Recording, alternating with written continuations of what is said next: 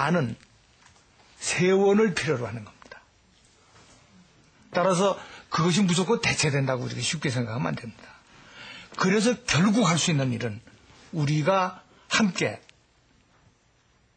제가 국민학교 때 쓰던 에너지만큼을 우리 아들이 쓰면 문제는 다 해결이 됩니다. 제가 에너지에 남다른 관심이 좀 있어서 그게 제일 앞선 나라가 독일입니다.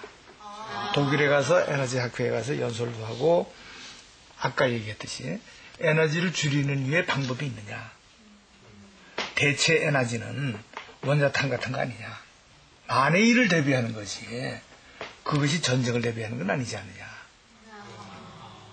왜냐하면 워낙 그 파괴력이 크고 어려운 거니까. 그리고 특수한 데서만 만들 수 있는 거니까. 그래서 독일 에너지학회 회장도 저한테 그런 얘기해요. 마찬가지 얘기였습니다. 그런데 미국이 지금 뭘 들고 일어난 겁니다. 미국이 들고 일어나는 건 중동 석유 지배가 잘 안 되니까. 석유 쓰면 세금 받고 석유 안 쓰면 세금 돌려주고. 그런 세계 정책의 일환이니까. 우리는 에너지를 작게 소모하는 건축과 도시를 만드는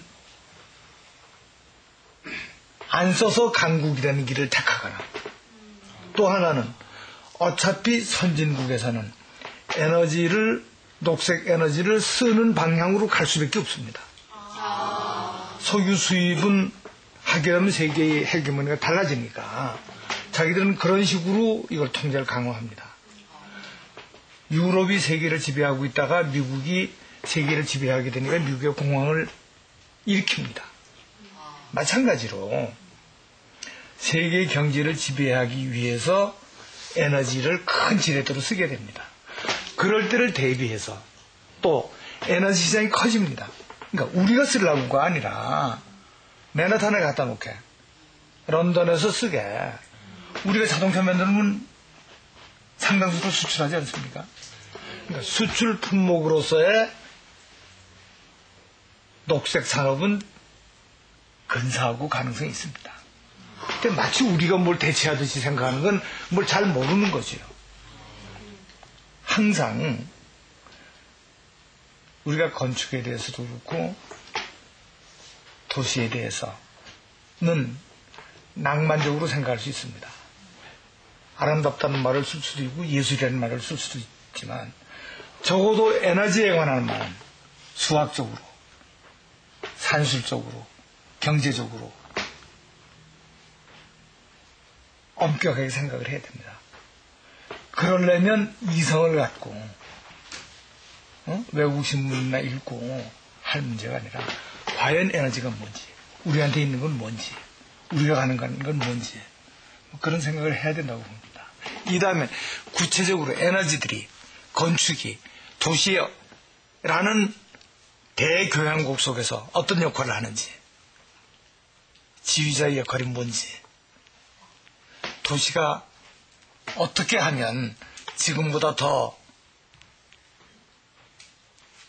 아름다운, 더 중요한 것이 될 수 있는지 뭐 그런 걸 설명을 해보려고 합니다.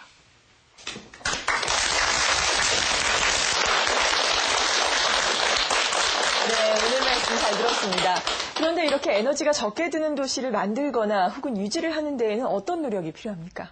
우리가 모르고 있는 중에 우리가 세계 최강으로 앞선 데가 있습니다. 예. 그게 도시 건설과 도시 경영입니다. 그 사람들이 이미 100년 전에 다 해놨습니다. 유럽의 카디프에서 올림픽을 할 때 오페라하우스 설계를 했습니다. 내가 심사위원이었는데 당선자가 없었습니다. 오페라하우스 설계해 본 적이 없는데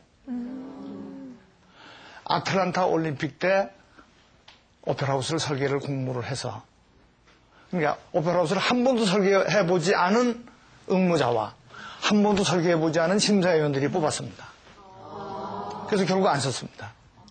그런데 전 세계에서 에너지를 반만 쓰는 도시를 누가 설계할 수 있느냐 하는 거예요. 나는 할 수 있다고 생각해요. 우리는 한국의 건설 기술력, 도시 경영 능력은 세계 제일 앞서 있습니다. 우리가 그걸 만들어서 보여줘야죠. 그래가지고 중국이나 인도, 중동에서 중동권에 지금 2개 설계하고 있습니다. 네. 한없이 필요로 하는데 우리가 그걸 짓기만 하면 영국이 세계 식민지 경영한 거는 자기들이 가서 도시를 지어줬습니다. 도시를 건설하면 그 도시 경영을 자기가 하게 됩니다. 그러니까 100년 동안 한 거예요.